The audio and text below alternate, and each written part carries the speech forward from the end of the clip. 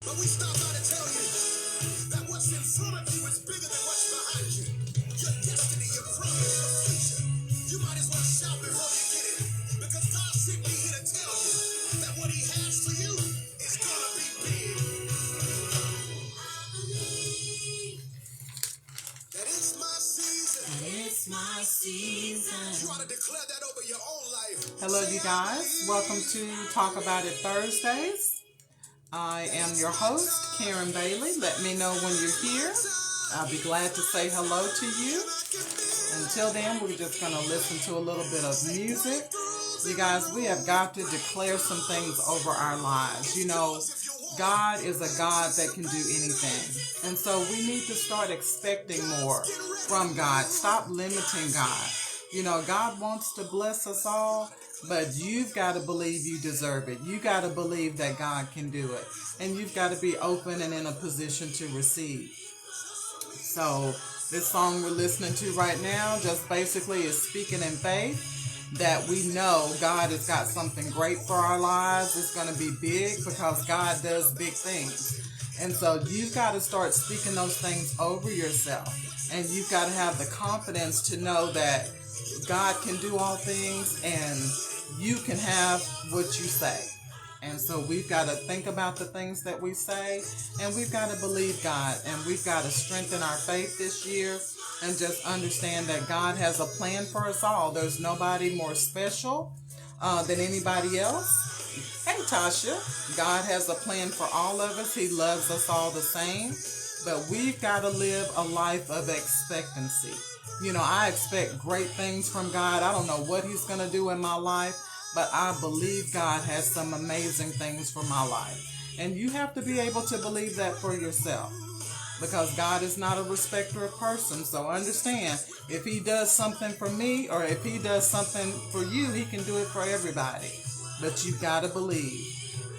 You got to believe. We've got to give everybody just another minute to hop on, and then we're going to get started, y'all. Listen, I don't know about you, but I'm excited about my future. Why? Get excited about your future. I'm running into destiny, shouting into my promise. Why? God's coming. He's going to open the windows of heaven, pour you out a blessing. You won't have room to receive it, okay? Can't even explain it to people. But God is going to blow our minds. I'm excited about it, y'all. I'm excited about what God is going to do with us in this new season. And I just want God to pour down from heaven. I want Him to rain on us. I want Him to shower us with His blessing. Show us some things we've never seen before. You know, God's word says, eyes have not seen, ears have not heard. You know, all the things that God has in store for us. So start getting excited about your life. Understand how precious you are to God. Understand that it doesn't matter what other people think about you. It's all about what you think about yourself. And it's about knowing who you are in Christ. So guys, get excited about your life. It may not be perfect. Nobody's life is perfect. But guess what? It's yours. It's yours. And it could be worse. And as long as you're improving year after year, hey, Elnora, as long as you're improving, that's all that matters. And just understand that you don't have to go through anything by yourself. Understand God is always with you. So when nobody else has your back, understand that God has your back. And He is working for you, not against you. Okay?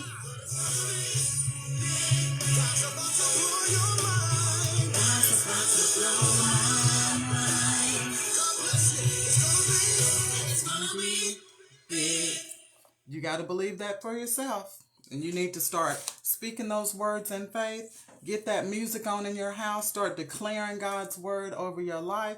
God wants to bless you, but it's a lot to do with your faith. And we've got to stop worrying about what's going on with people in the world. Stop worrying about competing with other people. Live your best life. Stay in your lane. Do you. You've got enough to do just worrying about yourself. You guys, let's go ahead and get started. Our topic today is called Remnants. Basically, remnants is just small remaining pieces, of something from your past. We've all gone through some stuff. We could probably tell a million stories of things we've gone through and we feel like we've gotten through. But guess what, you guys? Everything that you've gone through, whether it's bad or good, it's left some type of residue on you. It's left something on you. And those are those remnants. That's what we want to talk about. And what we're going to do about those remnants, especially if it's things that you don't want to remain. We have to actually do something about that. We have to acknowledge that, recognize it, and confront it. Because a lot of times we think we've gotten past stuff, but honestly, there's something left behind. They left a bag behind. We go through these relationships thinking that we've gotten over things. Soon as you get in another one, all of a sudden those old feelings, those old things start coming up in your mind, those old insecurities. That's that baggage that person that hurt you left you with. And so we all have remnants. We all have that residue from the things we've gone through in life. And so it's unavoidable. All we can do is make sure what's left is not hurting our future. That's what's important. If it's not helping our future, then that means it's hurting our future. And we've got to unpack those bags, you guys. We can't keep carrying things from the past into our future, carrying things from the past into our current relationships and expect people to stay. Nobody wants to be responsible for a hurt that they didn't cause. And sometimes we make good people pay for what was done to us by somebody that wasn't good. And we've got to stop that behavior, you guys. Because what's happening when you do that, when you hurt somebody because you've been hurt, now you've put bags on them that they've got to carry into another relationship. Things that they've got to try to unpack. And it's a vicious cycle. It's a vicious cycle, and that's what the enemy wants you to do. He wants you to be hurt. He wants you to hurt somebody else, and then that person hurts somebody else, and it's a never-ending train of brokenness. And that's what he wants. He wants to see us broken. But we have to stand up and declare that God is for us. And if he is for us, no one else could be against us. So let's talk about some things that leave lasting effects in our lives. Things that most of us have gone through, unfortunately. But it's just the reality of life. These are negative things. And these things impact us for years, sometimes decades, and we think we've gotten over them, but sometimes we haven't. The first thing is abandonment. I don't know about you guys, but people don't realize what divorce does to children. I've been divorced, so I know. And I came from a home of divorce. There is a spirit of abandonment that is left in your house when you divorce. When you separate, when you divide like that, somebody is going to be without. That child that had two parents all of a sudden has been reduced to one. At least one live-in parent, one custodial parent.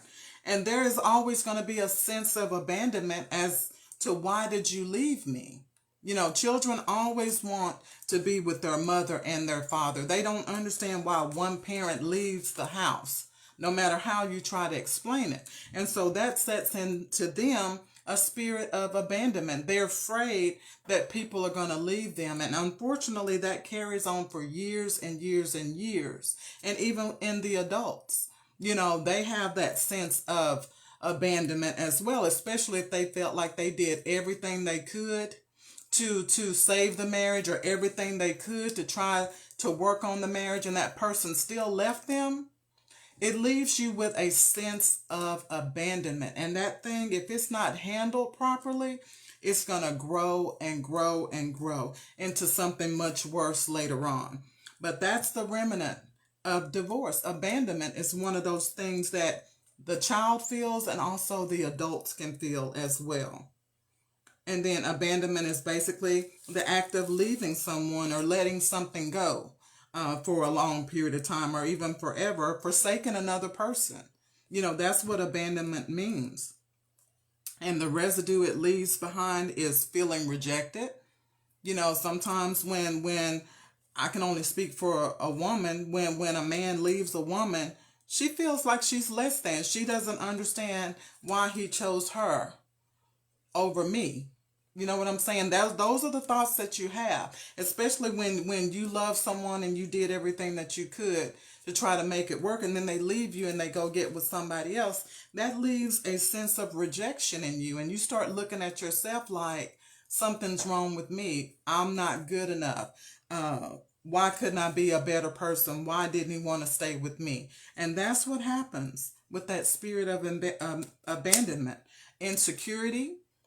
Then you're afraid somebody's going to leave you, so you are overly insecure. So you're always questioning. You're always trying to be where they are. Y'all have seen women that won't even let their man leave the house. They're trying to go with them. They're going through their phone, all this and that, trying to catch them doing something because they're afraid that person is going to leave them. That's where a spirit of abandonment comes in. It causes you to act that way. It causes you to be foolish. It causes you to be insecure. So that's the residue that's left from abandonment. Also, low self-esteem, being too needy, or what they like to say, thirsty. Being too needy, always being at somebody's beck and call. You know, they call you in the middle of the night, you let them come over. So disrespectful. Or you get in your car and you go see them because you're afraid if you don't, then they'll call somebody else. That's that spirit of abandonment that's got you thinking that way, got you thinking that you have to have that person and you've got to do everything in your power to keep that person from leaving you. But that's the remnant that's left behind. And then that fear of being alone. That's another thing abandonment will do, because you feel like you're going to be an unhappy person if you're by yourself. A lot of people are under the delusion that being single is a curse. Being single is not a curse. You know, it's all about how you look at it. Sometimes being single is what you need to get your stuff together. I know that's what it was for me. I needed to be single for a while so that I could get myself where I needed to be, so that I could get myself in a position that I can be an asset in a relationship, so that I can be somebody that's a partner in a relationship. Sometimes we think we got all that going on, and we really don't. We really don't. And sometimes you need to be by yourself to actually be able to see who you really are and work on those things that keep you from being in a healthy relationship. So abandonment can do all those things. That fear of being left behind, that fear of not being good enough, that's abandonment. Another thing that happens to a lot of us, including myself, is abuse. I've been mentally abused and I've been physically abused. And so that leaves something with you. There's a fear of violence that gets down off inside of you. I can't stand to hear people yelling. I can't stand to hear too much noise in a crowd. You know, those are things that were left with me because what I went through. And also, if you don't get that treated, if you don't get that looked at or talk to somebody about that, it will cause you to overreact to everything. You will always think somebody's mad. You will always think somebody's yelling at you. You always think, you know, that you're in trouble with somebody simply because of what you've gone through. You'll be walking around on eggshells and just not being yourself, not being the person God intended you to be. I was doing all of that. And that's because I had not been healed from the remnants of the abuse that I had suffered.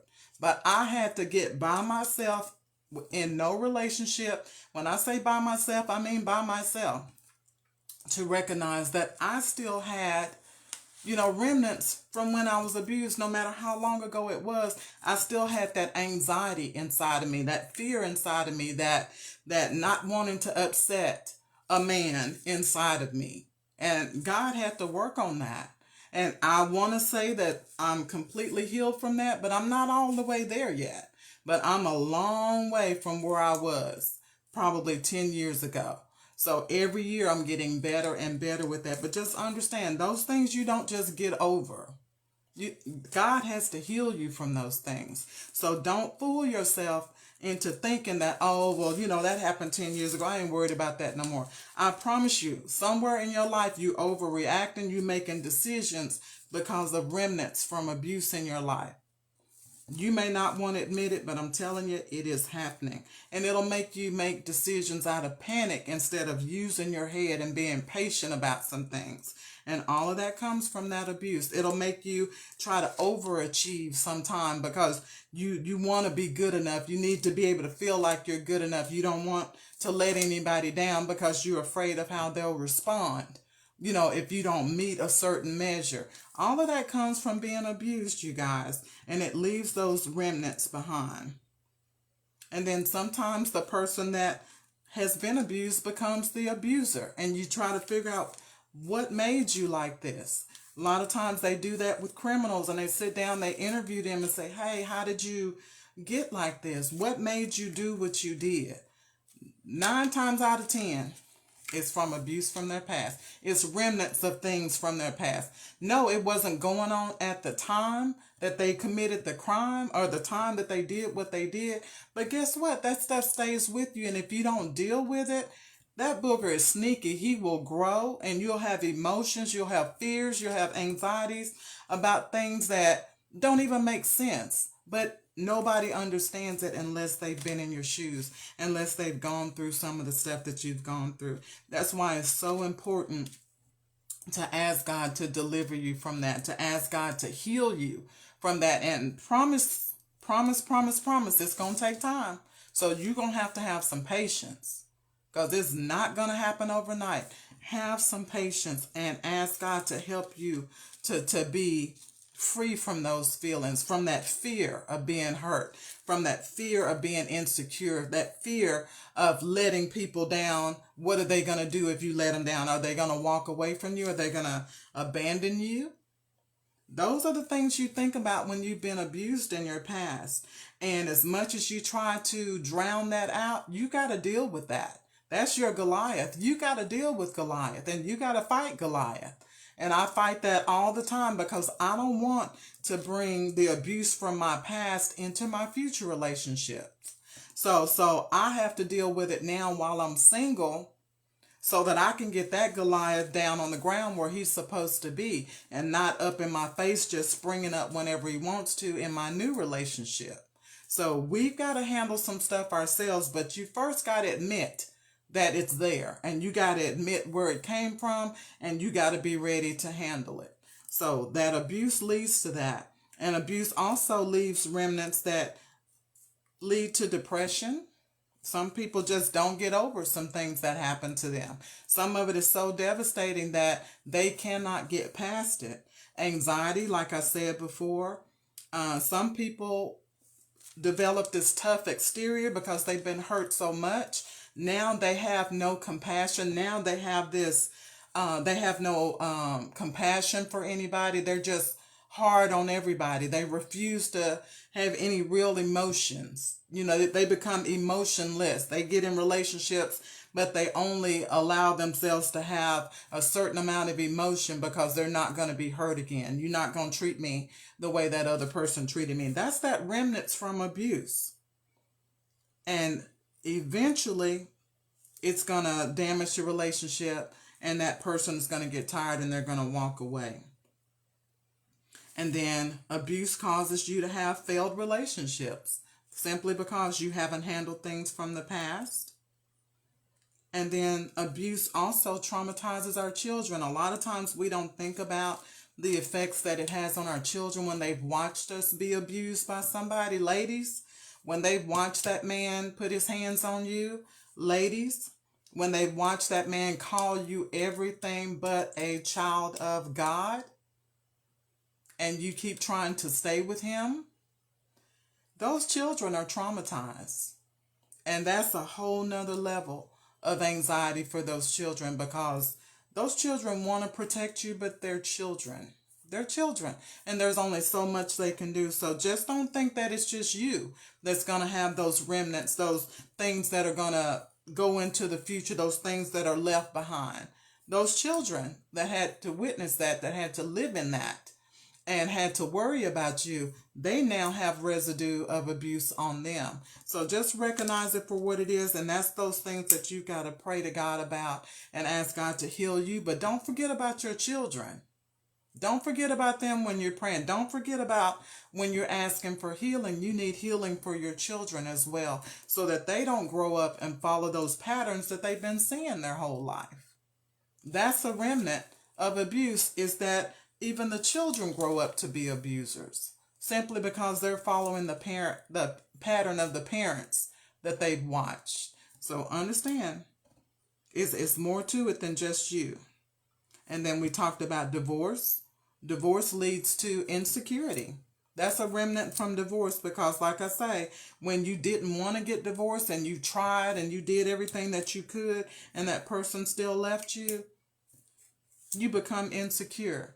You become fearful of getting into another relationship and putting all your emotion and your energy in another relationship. And I know a lot of y'all understand where I'm coming from. A lot of women and men give up on love. They don't even want to try anymore, simply because they gave so much and they feel like they lost so much at the same time. And so it'll make you put a wall up that somebody else is going to have to try to get through just to even get to you, if they're able to. A remnant from divorce is decreased self-worth. You know, a lot of times people stigmatize people that are divorced. First thing they want to say, oh, she's divorced. Okay, what's wrong with her? Ain't nothing wrong with her. Her marriage didn't work. That's what's wrong. You know, people start to assume things when you're divorced. People start to label you and start coming up with their own ideas when they find out you're divorced. And so that gives you a feeling of failure. I know when I was divorced, I felt like I had failed. I had done what I could do, but I still felt like a failure, because somehow I felt like I should have been able to make it work. But that was a remnant of divorce.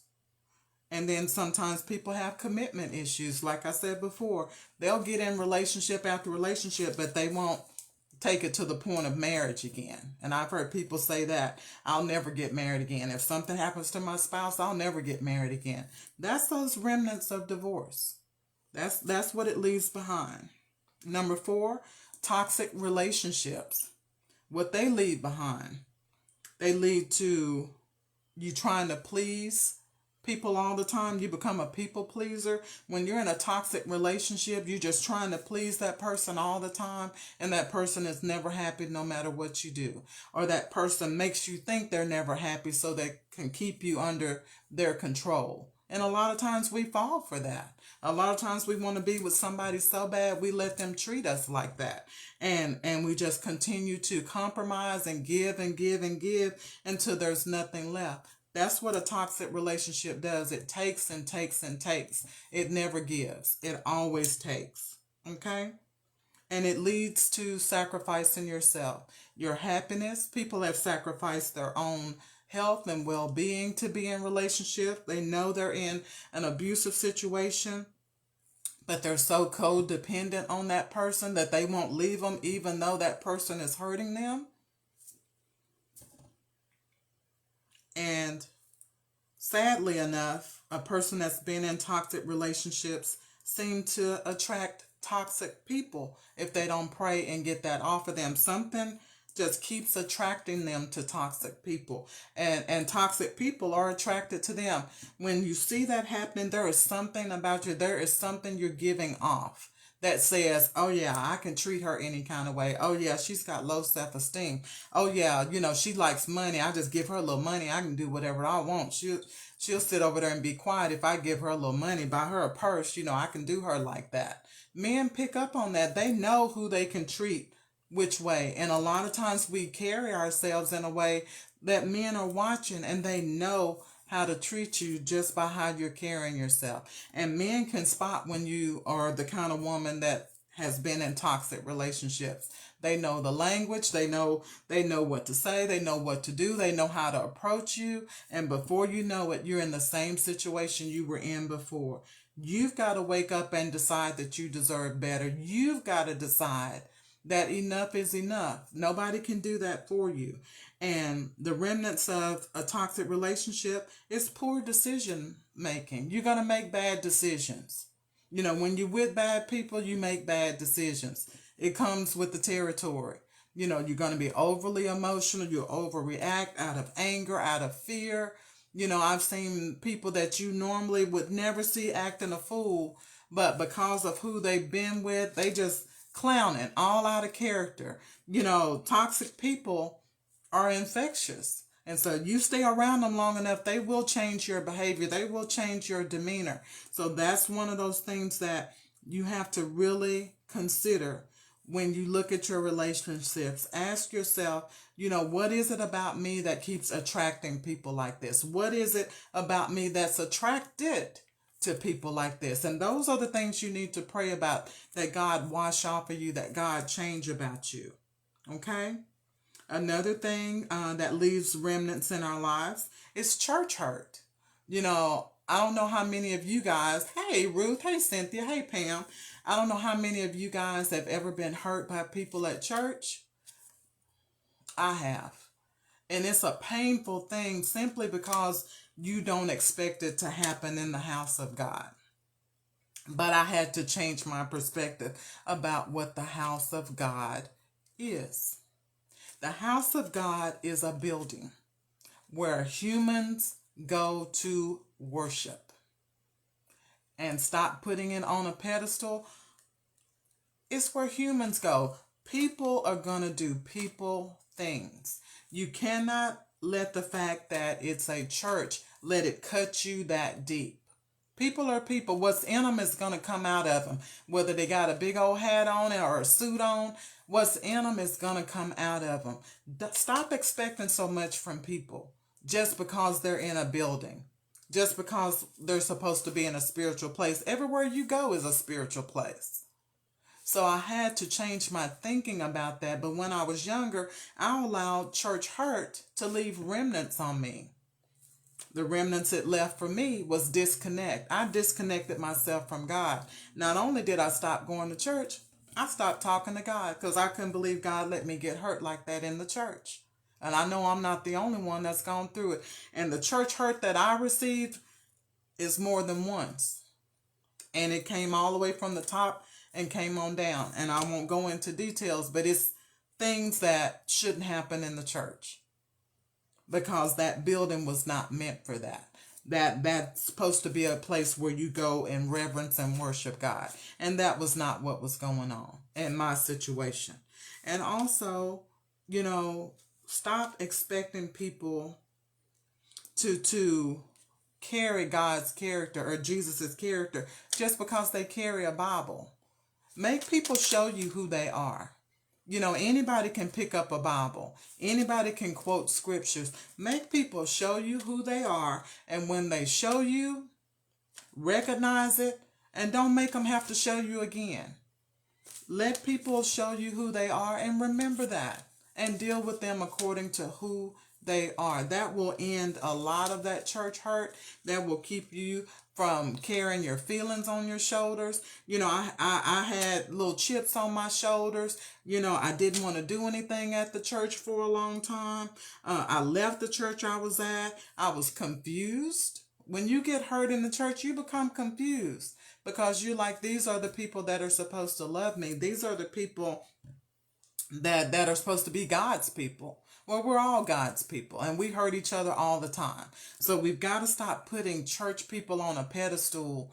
And when something happens at church or when somebody hurts your feelings at church, we're going to learn how to shake it off at church just like we do in the world. And stop acting like that's the most devastating thing that can happen in our life. People are people, whether they're inside of that church or whether they're on the outside. Deal with that the same. Don't allow anybody to steal your joy. I don't care if they are in the church. I don't care what position they hold. They do not have a right to steal your joy. They do not have a right to make you feel less than. They don't have a right to stomp on your feelings. And that's why it's so important that you not put people on a pedestal and deal with people as just human people. Everybody makes mistakes and everybody deserves forgiveness. So when there's church hurt, straighten it out. Go to that person. Tell them what you felt about what they said or what they did. Try to straighten it out with them so that y'all can forgive one another and move on. Life is too short to be dwelling on a grudge with somebody, to be dwelling on what somebody at the church had to say. If I dwelled on that stuff, I would never go back to church. I don't have folks talk about me so bad that had a suit on and had a nice purse and hat on their head and three-piece suit. Please. I had to learn to shake that stuff off because those people don't have a heaven or a hell to put you in. You got to know who you are for yourself, and that way you can let some of that stuff just roll off. And then betrayal is another thing that leaves remnants on you. That's where we get that suspicion from. That's where we get doing all that questioning from. That's where we get to running people off because you don't give them room to breathe.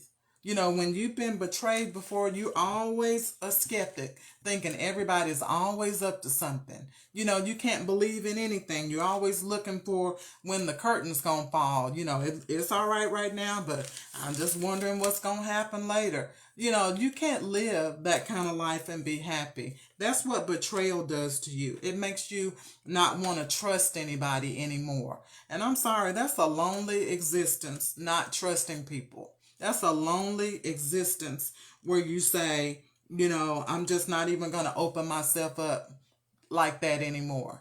You know, that's fine for a time of healing. Maybe you need to pull back, fall back for a time of healing.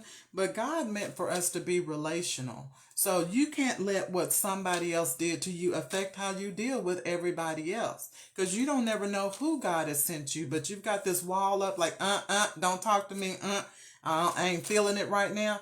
You know, you're running off good people because of something somebody else did. That's those remnants that are left behind from betrayal. You got to deal with that. Deal with that person that hurt you. Deal with that person that betrayed you. Get that off of you so that you don't carry that on to other people that don't deserve it. Okay? And that God had to deal with me on that. Because, you know, when you trust people, and they let you down or they pretend like, you know, that they're on your side and then you find out that they're not, that is a different kind of hurt. You know, I would rather people let me know they don't like me than to be around me and give me that that sense of love or that sense of I can be comfortable, I can be myself around you, and then you really not even be for me. I would rather you just avoid me. You know, that would be doing me a better service than pretending and spending time with me. But we've got to get over those things, you guys. Cry those things out because I know those betrayals hurt. You know, scream all you want to, but don't punish somebody else because of what somebody else did. You've got to get healed from that. Whatever somebody did to you, I don't care how bad. Because I done had some stuff happen to me that is I can't even talk about. But I have to forgive those people and I have to move on because it hinders my life. And it's going to hinder your life if you don't get over it. And then betrayal is also having a remnant of unwilling to depend on other people. That's when you try to do everything by yourself because in the past so-and-so let you down and you was counting on them, and so from now on I'll just do it all by myself. You're going to work yourself to death. You're going to stress yourself out, you know, because now you don't want to ask anybody to do anything. You know, that's where that pride comes from. You know, I'm not going to ask them because I'm not going to wait on them to disappoint me and let me down and lie to me, this, that, and the other. We've all said those things. Those of us that have been betrayed in the past. You know, that's our language, that's our lingo. But that's not how God wants us to live. God wants us to forgive people. God wants us to make better decisions when it comes to who our friends are. And you have to test people to see if they're trustworthy. Sometimes we give people too much too soon, you know, and then we're mad because they can't handle it. Well, you should have eased them into that thing to see if they could even handle it. You know, sometimes we just running 90-0, and we just, oh, I'm giving you all of this, and that person can't handle everything that you're giving them because maybe that's something new. Maybe they've never had to handle that before. But you need to slowly and slow your roll when it comes to trusting people and make people earn your trust. And the same for you. You need to be trustworthy if you want people in your life that you can trust. So that goes both ways. And then the death of a loved one, leaves remnants. Some people never get over, the death of a loved one, especially if it's somebody that's close to them, somebody they've been with their whole life. As a nurse, I see a lot of elderly couples. When one dies, it's probably months, and then the other one dies right behind them because they've been together 50, 60 years, and they just can't fathom living without the other, so they get so depressed, that they stop eating, they stop taking care of themselves, and before you know it, hey sis, hey Sandra, before you know it, that other spouse has died. I see that so often, you guys, with our married couples that have been married, over 50 years, they feel like they can't live without the other person. And a lot of times people don't know how to live when that loved one has died because they're not prepared. This may have been a loved one that did everything for them. That's why you cannot afford to allow somebody to do everything for you and you not know the basics of how to live. I tell anybody, and I love men that take care of their women and the women don't have to work, but women, know how to do some stuff in case that man has to leave here. Nobody lives forever. And God forbid if he dies, know how to do some stuff. Know how to handle the finances. Know how to go to the bank and do what you need to do. Know how to contact the right people to take care of the house. All of those things are important. It's fine to be taken care of, but you need to also be paying attention to what that man is doing and allowing him to show you how he does what he does in case something happens to him. A lot of people, when their spouse dies and the spouse has been taking care of everything, they're just as lost as two left shoes. Don't put yourself in that position. Let that man know you're interested in how he does what he does, because there's a time that you may have to do that and you may have to take those things over. So some people can't function without that other person. Okay? And then there's a fear of being alone. Like I said before, I used to have that fear of being alone by myself. This is the first time in my life that I've literally lived alone. And I was scared at first. I literally was scared. And I had to pray about that. And I was like, God, this is a blessing, but I'm used to having somebody to talk to. I'm used to somebody coming in and out of the house. I'm used to noise over here, noise over there. I still have to sleep with my TV on. I need noise in my house, but I've gotten used to it now. But I can honestly say in the beginning, I was terrified. I was literally terrified, but that's what happens. When you're not used to something and it's being introduced to you, and sometimes it's introduced to you rather quickly. It's not a gradual thing. But luckily, with my youngest son, he would go out of town sometimes, so he was getting me prepared for him moving away. So I had a little bit of time to adjust, but it was still scary. And then he bought me dogs so that I wouldn't be by myself. He knew what an adjustment that was going to be for me. And so he bought me dogs so that I would have somebody here, that I would have somebody to talk to, somebody that made me feel secure. And that was important to him. And I love him for that. I appreciate him for that. But also the death of a loved one, sometimes depending on your position. I've seen pastors and wives, when the pastor dies, it's just like the wife loses her whole purpose. She was Pastor so-and-so's wife. Okay, well, pastor died, but what you gonna do? You still first lady, you still Pastor so-and-so, or first lady so-and-so, but people lose their identity sometimes when that other person dies. And that's what you don't want to do. That's why it's so important for you to know who you are for yourself. Even with your being with somebody, don't ever lose your identity. Have your own separate identity that's not connected to that person so that you'll know who you are. And you're right, San. I like your comment. Yep. I read that. Thank you, San. But yeah. And some people lose their whole purpose when somebody dies. Don't let that be you. But that's a remnant of losing a loved one sometimes. And then people are afraid to get close to somebody or to love again simply because the person that they love so much has passed on. So understand those are the things that get left behind, those negative things. And then there's one more negative things that can happen in your life that can leave remnants, and that's being brought up in a dysfunctional household.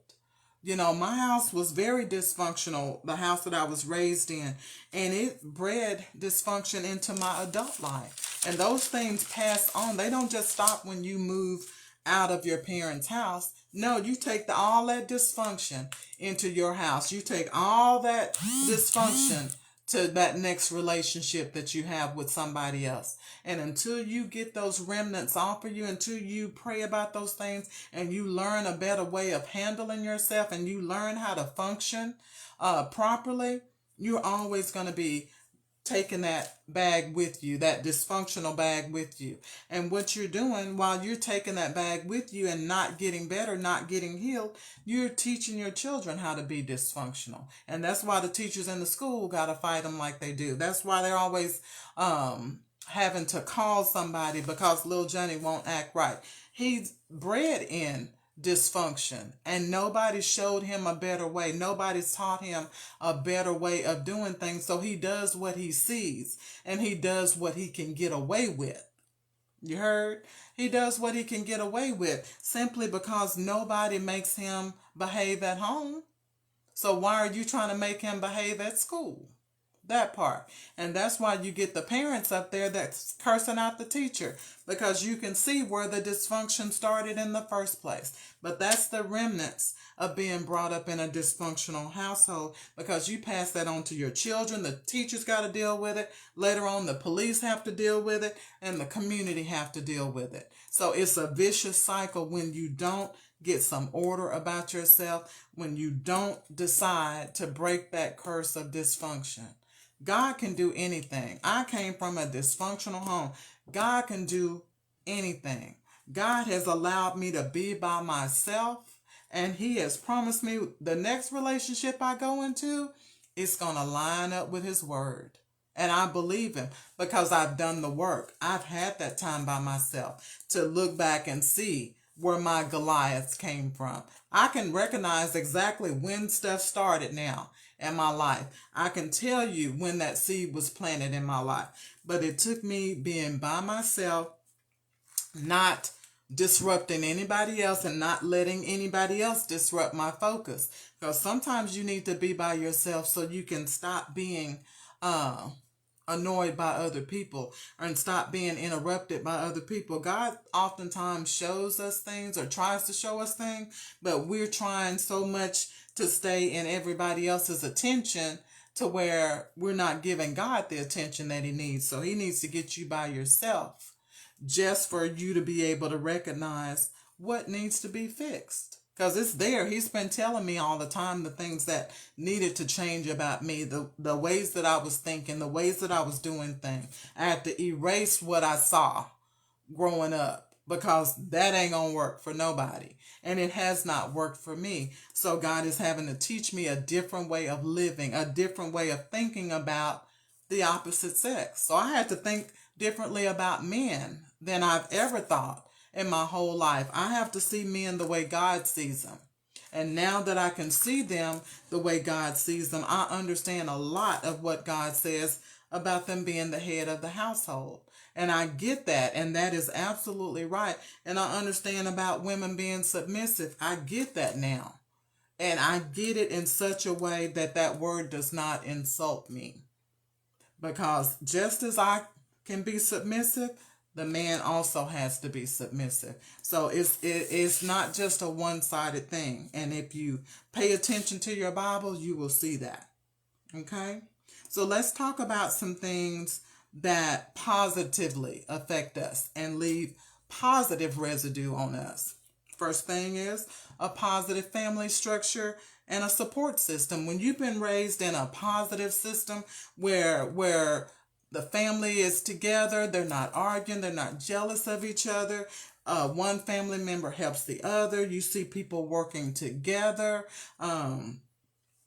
Family reunions, putting things together, aunts and uncles, getting along, nieces and nephews getting along, it's just a good family structure, positive, that lets you know this is how it's supposed to be. This is why family is so important. When you've been raised around that and exposed to that, and a positive support system, you tend to make better decisions in life simply because you've seen better. When you haven't seen better and when you don't know better, you can't make good decisions. But in a positive family setting, you're going to see people making good decisions. You're going to see the end result of their decisions, and it's going to be favorable. And so growing up like that and seeing that helps guide you to making better decisions. So that's the positive part. That's the remnant that's left.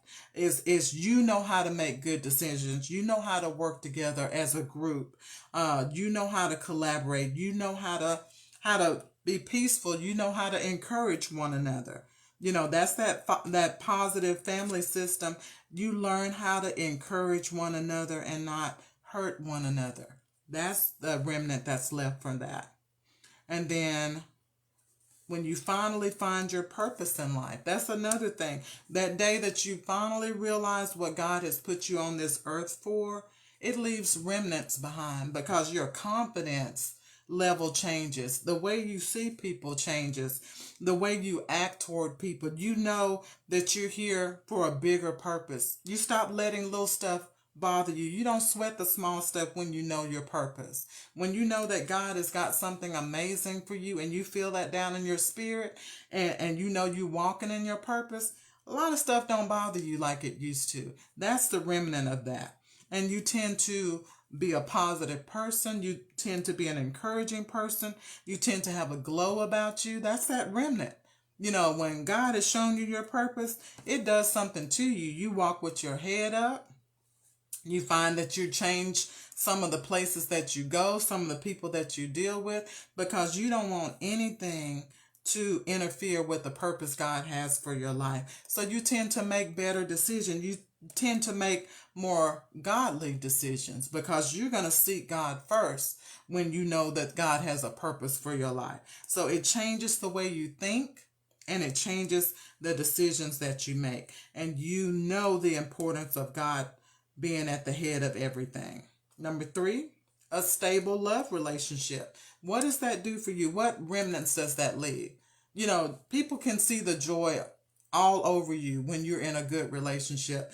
They can see just the happiness that's in you. They can see you walking and doing things that you've never done before. You're traveling now. That's what happens when you're in a stable love relationship.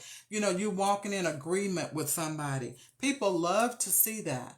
And it shows all over you because guess what? When you're in a stable love relationship, you just want to see everybody else happy. There's no jealousy in you. There's no pettiness in you. When you've got a stable love relationship that's healthy, it makes you think healthy and it makes you act better than you've ever acted. It makes you be a better person. That's what the remnant is of a good, stable, loving relationship. You're going to be a better person for it. Whether the relationship lasts forever or not, you will be able to look back and say, I was better for it being with that person. That person helped me grow. That person helped me be better. That's what a stable love relationship can do for you. Number 4, when you have a turning point or a breakthrough. When you prayed about something for a long time and you finally made up your mind that you're sick and tired of being sick and tired and you get that breakthrough from God, it changes everything. It changes everything. From the circle that you're in, from the way that you talk, from the things that you allow in your body. All of that is going to change. When people have finally made it to a turning point, they're going to turn some things around about their lives. They're not going to look the same. They're not going to talk the same. They're not going to be around the same stuff. They're not going to go back to the stuff that broke them in the first place. That's number one. When you've gotten a real breakthrough, you're not going backwards anymore. You're moving forward. And that's a remnant of a person who's had a turning point or a breakthrough. You begin to move forward. You don't have time to look behind you. You ain't got time for that rearview mirror. Don't be pulling on me. Get out my way. I gotta go. That's when you've had your breakthrough. When you got your mind in the right direction and you know that better is ahead of you. That's when you know you've had your breakthrough. Okay?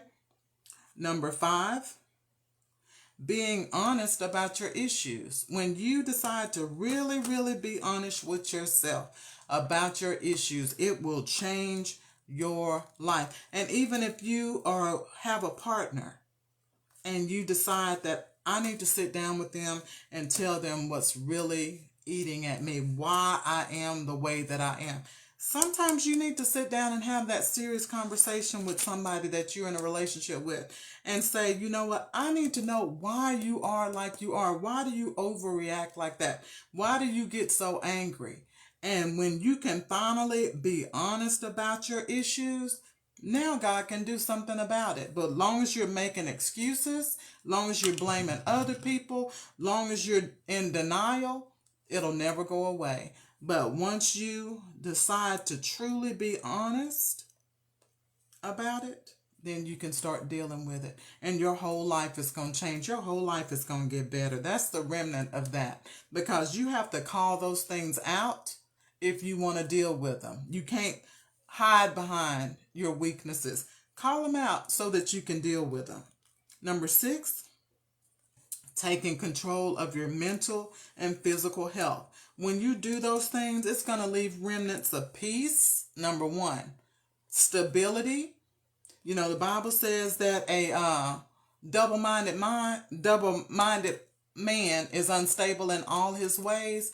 When you're double-minded and when you've got mental issues going on, you're going to be double-minded. You're not going to know if you're coming or going left or right. But once you get that taken care of, see who you need to see, if you need to be on medication, if you've got a chemical imbalance, this, that, and the other, take control of your mental health so you can be stable. Because you know what? There is nothing like a stable person. I love a stable person that I can count on to be themselves every time I see them. That don't mean that they're always doing the same thing. I'm not talking about that. But I mean they are genuinely who they are, no matter who they're around, no matter where they're at. When you see them, they're always the same person in their heart, is what I'm saying. That's a stable person, or a person that can make decisions and not look back. That's when you know that you're stable. When you can make a decision and not second guess yourself about it. That's when you know you finally got to a stable place in your mind. Because you didn't make that decision lightly anyway, because a stable-minded person knows not to make those quick decisions anyway. So you've thought about it, you prayed about it. So once you make that decision, be done with it. Let your yes be yes and your no be no. And when it comes to taking care of your physical health, once you do that, you will have a better quality of life. That's the remnant. It's a better quality of life. You will feel so much better about yourself when you take control of your physical health. When you start deciding, I'm not going to allow all these things that are bad for me into my body. I'm going to treat my body like a temple. You will stand up taller. You will walk in a way that says, I appreciate what God has given me. Because you only get one body. You can't trade it in and get another. So you might as well take care of the one you got so that you can live your best life. The best life you can. Number 7, being broken. And I know I said positive things that happen. Sometimes being broken is a good thing. Sometimes you need to be broken. Some of us are so prideful. Some of us are so set in our ways. Some of us just think we're right about everything. God has to allow life to break you. When you're stubborn like that, you think you got an answer for everything. God needs to break you and then put you back together again. Because if He breaks you and puts you back together again, then He can fill you. Then he can fill you with his spirit. Then he can fill you with something better than what you had before. But sometimes God really does need to break us, you guys, because sometimes we get way up there. We get so high-minded. We've got 1,000 degrees. We're making all this money. We're doing this. We're doing that. But you can never forget who you are, and that we're all filthy rags in God's sight. But he loves us all so dearly, and we're precious to him. So don't ever get too high to where God has to allow life to break you, because he will do it if it's for your good, to get you back where you need to be. Okay? And just remember what the enemy means for evil. God can always turn that around. He can turn around dysfunction to make you hate dysfunction so much. That's what God had to do to me. I hate dysfunction so much because I've lived in it for so long that I refuse to live in it anymore. And I stand and I declare and I speak against it and I pray against dysfunction. When I recognize it very quickly when I see something dysfunctional happening, and I speak against it and I get away from it because I don't want that to be a part of my life anymore. So sometimes the dysfunction is good because now you can recognize it when nobody else sees anything wrong. You can peep game when nobody else is peeping game, because guess what? Because you done been in the game. So you see it and you recognize it for what it is. So sometimes it gives you a little bit of what they like to call street credit, to where you know what's going on. So just understand, God can even take that dysfunction and use it to make you a person that craves order, that demands order, that demands that things be done right. And that's what he's doing with me. He's taking that dysfunction, and now I can't stand anything out of order.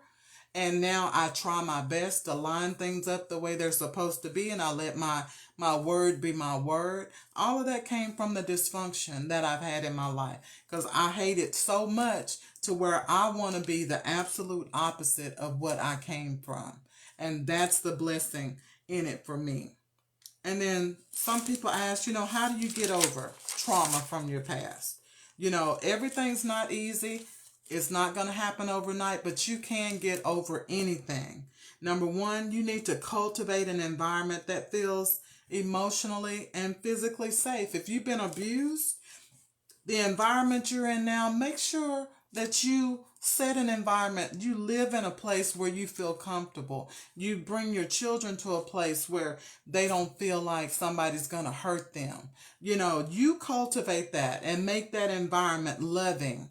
A lot of times when you come from abuse, you have to be overly loving, especially when your children have witnessed abuse. And my children witnessed abuse, so I'm forever telling them how much I love them. Even though they're adults, I tell them every day how much I love them, because I know what they saw and I know what that can make them feel like inside. So sometimes I need to remind them all the time, hey Ruth, all the time, how much I love them and how much none of what they saw, none of what they had to live with was their fault.